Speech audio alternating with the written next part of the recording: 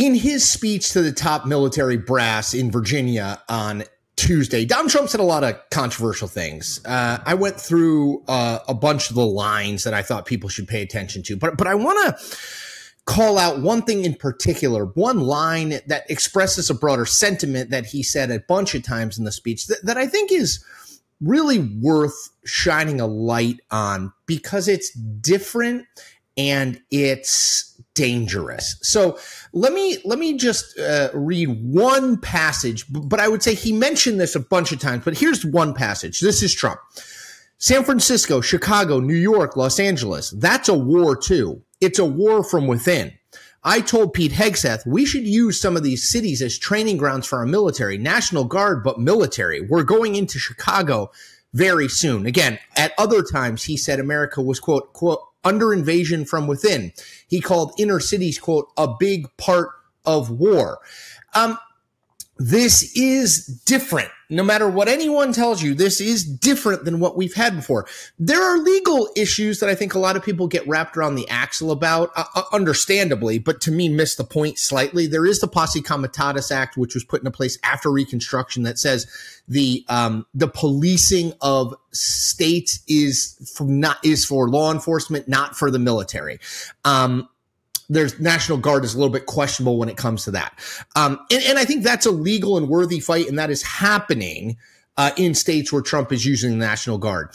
But to me, the sentiment expressed is as important because it's different than we've ever seen before by an American president. We've talked before, I've talked before, I've written before about Donald Trump is the first American president I can see that has zero interest in uniting the country.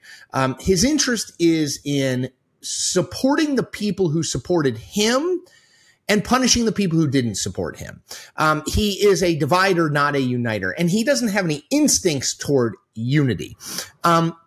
When you say things like we are at war from within and we will use these cities as sort of a testing ground for the American military, you're expressing a dark anti-democratic sentiment, right?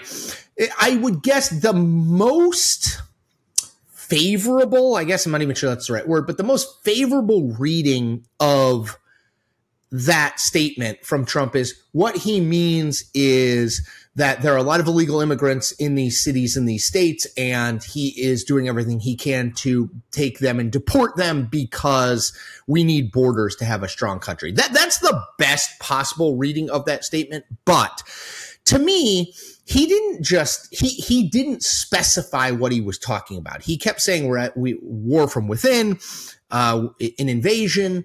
And I would say there is at least some people in his base, maybe a lot of people, who interpret that as those are people who disagree with us. Those are the radical left who don't share our view, who don't love Trump, who are trying to take away our values. And again, look, I know that we are coming off of the assassination of Charlie Kirk by someone who has expressly said he hated Charlie Kirk, and I assume hated Charlie Kirk's sort of conservative MAGA values.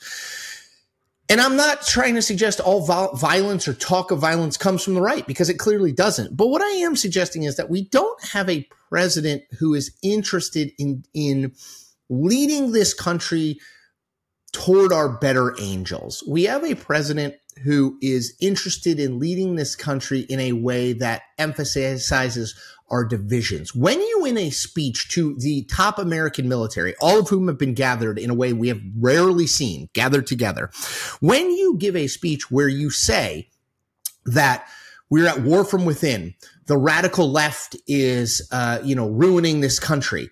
He called people in these cities animals. When you talk in those ways, and he has called people he disagrees with vermin and evil, and they hate our country before, you are setting a tone. Whether or not Donald Trump is advocating for the elimination, deportation, crackdown on people with whom he disagrees expressly, it's not hard to connect the dots there. And that to me is very worrisome, because we're not just connecting the dots. He's saying the American military should use these cities as blueprints, as practice grounds, as training grounds for wars we fight abroad. But we shouldn't be at war with our own country, certainly not as citizens of our own country. And again, maybe he means people here illegally, but he didn't specify that, and he could have, right? So I think there's a lot of room for interpretation, and in that interpretation, you have danger, real darkness and danger. And so I think I often make light of a lot of the things Donald Trump says, and I think you kind of have to. I always follow the Q-tip from A Tribe Called Quest advice. I really can't say. I guess I laugh to keep from crying in that regard. But I also think sometimes we have to zero in on a sentiment expressed through his language that is dark, that is dangerous, that is anti-democratic. And I think when you give a speech to all of the top military generals, you got to be careful with your language. And he isn't. And whether that's purposeful or it's not, doesn't really matter, because the message it sends, I think, to a lot of people is either scary or, yeah, we got to get these people. And these people and who we define that as and who others define that as, that's what worries me. Okay. I'll be here giving you my honest analysis and truth every single day. I ask one thing of you: hit the subscribe button. That makes you a free subscriber. It allows you to get content like this every day and allows me to continue to grow my career as an independent journalist. Thank you, and take good care.